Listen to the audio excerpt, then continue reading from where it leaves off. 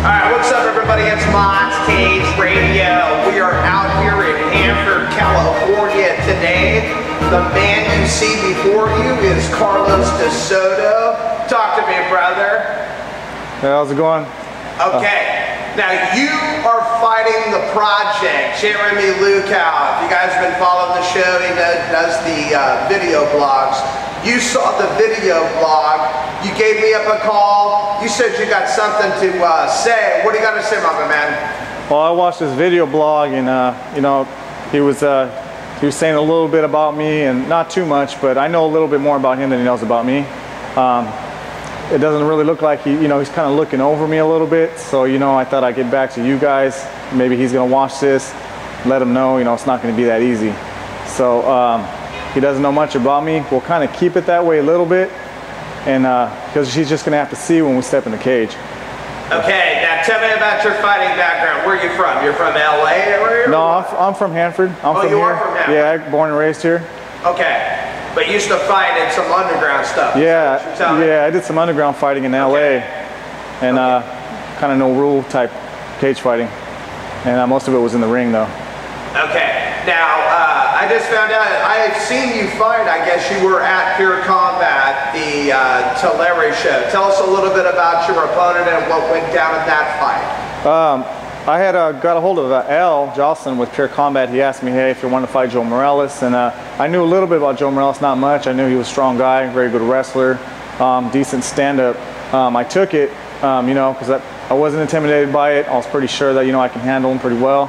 I wasn't real sure about the venue because I wasn't used to venues like that. I was used to these small clubs and this, this underground type style, so it was different for me. I got in there, man, and I kind of went off his interview. What he said he was going to do is stand up with me.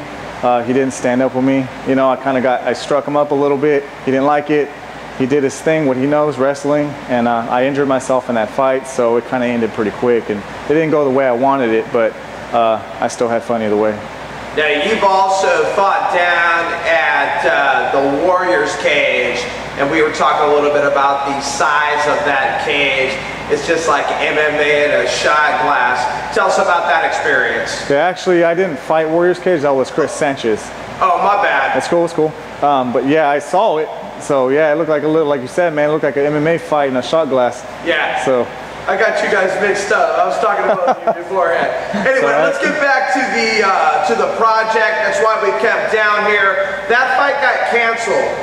It was supposed to go down, I believe it was July the 10th in Hanford. Right. I don't really know what happened. Anything?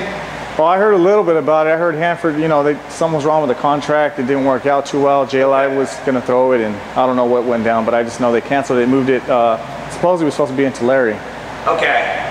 So, do you have any idea when that's going down? I talked to Richard Goodman, and he told me that the promoters are supposed to meet. They're supposed to get something together, so it's kind of up in the air right now. And so they're looking for a place to throw the event. Okay, so bottom line, you two guys are going to fight. What are you going to do to the project? I mean, we came out here to hear some shit talk. Talk to me, bro. Well, this is how it's going to be. I'm not going to. He knows me as a ground guy. I'm a ground guy. I know jiu-jitsu very well. I'm well versed on the floor. But everybody doesn't know what I've been doing, so I've been training a little bit different. I kind of know, I pretty much know everything. I'm pretty well rounded at this point. When we fight, and if it's going to be on September 11th, it's going to give me more than enough time to be more advanced. When I get in there, it's going to be very short, put it that way. It ain't going to last very long.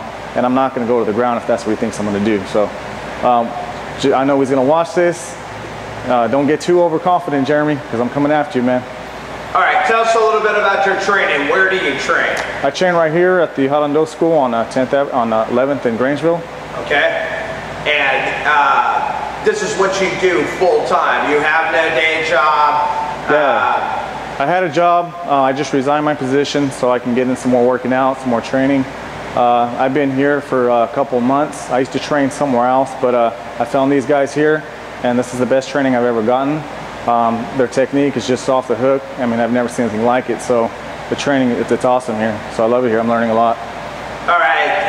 If you're a young upcoming fighter, what kind of stuff could you tell a young upcoming fighter about the MMA lifestyle. Some of these guys just throw on a t-shirt and think they're fighters. I mean, there's a lot more to it than that. Yeah, we get some of those here. Some of these guys say they're fighters, and you know, just because they talked to somebody and somebody said they were going to fight them, but it's a lot more than that. It's a lot of sacrifice. It's a lot of time away from your family. It's a lot of hard work, and it takes a lot of dedication. Just like if you had a job or dedication to your kids or your wife, it's the same thing. And the more dedication you put into it, the better fighter you'll be. And all right, Carlos. Now I see you got that Team Merciless shirt on. Who are some of your other sponsors? People you'd like to shout out? Give a shout out to DNS Screening, Nashville. It's a steakhouse over there on Fargo. Also, most of all, J Live Entertainment. He's my cousin. What's up, Joey? So he put me out there a lot. He did a lot of exposure for me. He had me out there at PFC conference. So he's helped me out a lot. So I want to thank him for that too.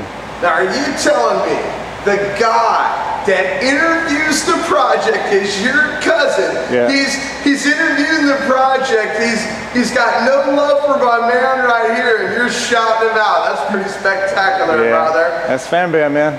All right. So, Carlos, we wish you the best of luck. Anybody you'd like to shout out before we go? Yeah, let me give a shout out to Al with Pure Combat. Okay. Tell him thanks for having me on that venue. That fight I fought, I learned a lot from it. I'm going to be a different fighter because I fought Joe Morales. So I wanted to thank him and just tell everybody out there, man, if he asks you to fight Pure Combat, do it. It's fun, and he'll do you right. All right, you got a MySpace page or website? I don't have anything like that, man. Nothing like that. No. Pure fighter. All right, we appreciate it, Carlos. Thanks for taking some time with us. All right, thank you.